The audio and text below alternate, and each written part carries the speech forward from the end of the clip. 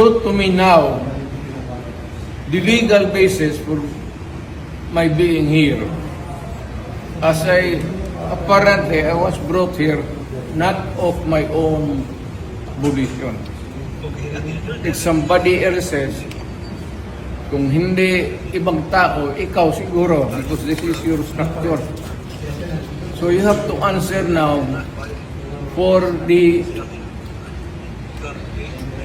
deprivation of liberty. General naman kayo. Alam mo ba na hindi man lang siya na-serve kung anong kaso kung pinatayag sa kanya ngayon? Hindi niya alam. No? Kahit na PI man lang. Alam mo, ang charge sa kanya nasa jargo lang. No? And then, hindi pa kayo na ano na ganito ginagawa natin. Sumusunod tayo sa isang entity na hindi na tayo member. Nag-withdraw na tayo. And yet, sir, you are the Prosecutor General. Yes. You know how to exercise due process.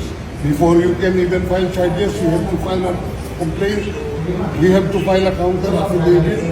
Without doing those procedural process, here we are, being issued a warrant of arrest, questionable warrant of arrest. Ano naman po, sir? Sir. There's naman doon blooper, puro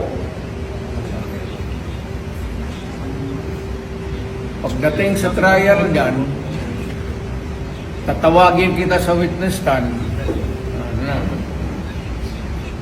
Sabihin ko, you're the person who arrested me. May I know the reason why?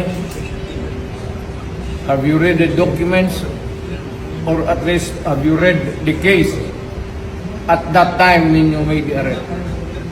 So that you would be guided to what you should know. Yan lang yan. Magkaibigan tayo, galing ako gobyerno.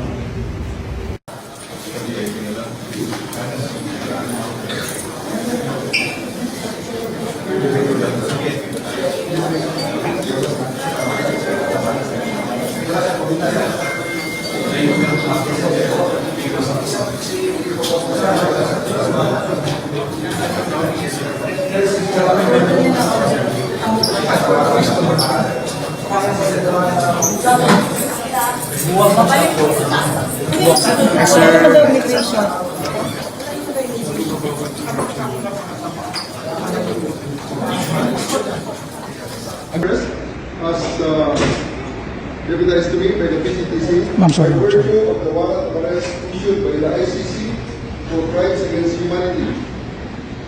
Sir, you have the right to remain silent. You have the right for counsel of your choice. Anything you say will be used for and against you.